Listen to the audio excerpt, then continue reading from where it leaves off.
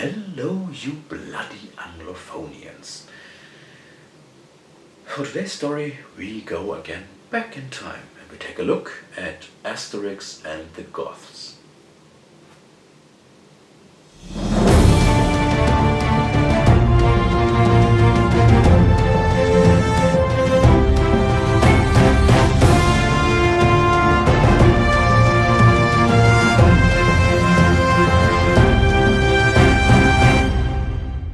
In the last story, Asterix and the Golden Sickle, Getafix mentioned the great conference of the druids in the forest of the Carnutes. And now it's time, and Getafix is packing his things to go. Asterix wants to accompany him because such a journey can be dangerous.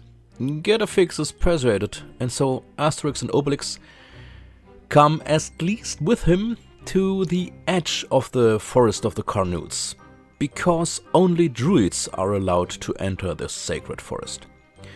Asterix's bad feelings are justified when a squad of Goths invades Gaul. Their goal is also the forest of the Carnutes.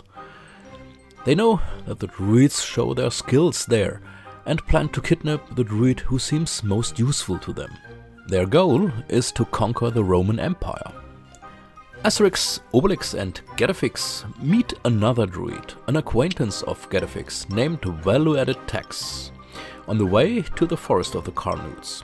A competition is held at the druids' conference, which Getafix wins with his magic potion. The Goths, secretly watching the conference, ambush Getafix in an unobserved moment and take him away. Asterix and Obelix find traces of the raid and decide to free their druid. To do this, they must go east to the Visigoths or Vestrogoths. Obelix has some trouble understanding why the Vestrogoths reside in the east, but he goes along. The two meet a Roman patrol and are then mistaken for Goths themselves. However, they manage to reach the land of the Goths and infiltrate a military unit. Well, since they do not speak the language of the Goths, they have difficulties finding their way around. Meanwhile, Getafix is being interrogated by the chief of the Goths. Since the chief threatens the translator to have both the druid and himself executed if the druid does not use his magic at the service of the Goths, the translator lies that Getafix agreed. At night, the translator tries to escape and runs into the arms of Asterix and Obelix. They are all taken back to the chief, where it turns out that Getafix also speaks the Goth language. Getafix makes it clear that he never intended to use his magic skills at the service of the Goths, whereupon all of them are sentenced to death. Asterix and Getafix devise a plan to use the magic potion to outwit the Goths and ensure that they no longer pose a threat to their neighbors. The first three Asterix stories can be understood as the opening trilogy. In Asterix the Gaul, the village is presented and the magic potion with which the Gauls defend themselves against the Romans.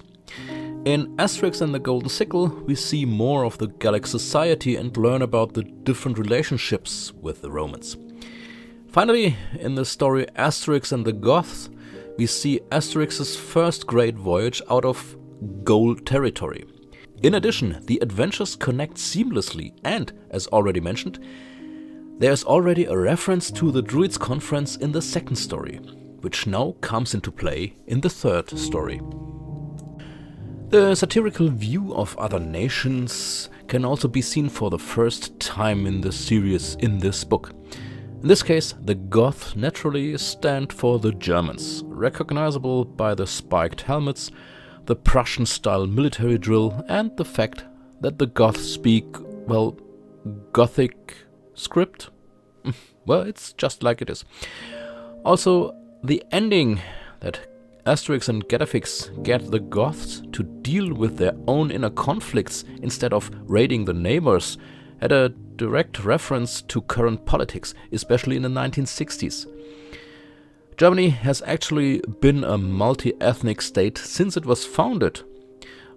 After the end of the Second World War, it was decided to set up a federal system in Germany. Since then, a central government has always had to deal with the local governments of the federal states. That was exactly the intention of the Allied forces. Germany should be too busy with itself and start no more wars with its neighbors. What was more, in the 1950s, the division of Germany was established, and after the construction of the so-called Berlin Wall in 1961, there were two German states, the FRG and the GDR, which came into competition with each other. An Asterix book would later take up the theme of the divided homeland. In addition to all the satire, there's also a lot of situational comedy, especially when Obelix doesn't understand why the Vestra gods live in the east, or when Asterix and Obelix try to find their way around the Gothic barracks.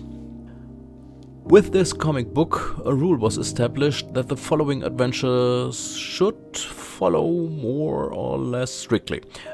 The nature of the stories should alternate. One adventure should revolve around the Gallic village, the next then a journey into distant lands, and so on, and so on, and so on, until today.